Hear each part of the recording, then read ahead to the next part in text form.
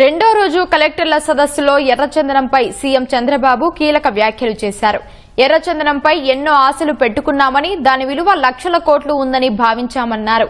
అధికారులు దాన్ని నార్మలైజ్ చేసేశారని ఆక్షేపించారు. ఇకనైనా ఎర్రచందనం ద్వారా ఆదాయం వచ్చేలా ప్రత్యేక ప్రణాళిక రూపొందించాలని సూచించారు.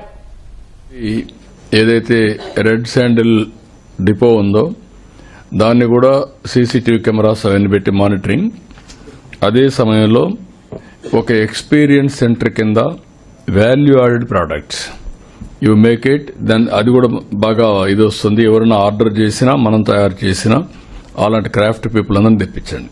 ఇప్పుడు వెంకటేశ్వర స్వామి ఫోటోలు అలాంటివి కూడా కొన్ని చేయగలిగితే వాళ్ళతో కొలాబరేట్ చేసి ఎవరన్నా డే టు డే ఉపయోగించుకోవడానికి అఫోర్డబిలిటీ నోట్ చేసుకుంటారు.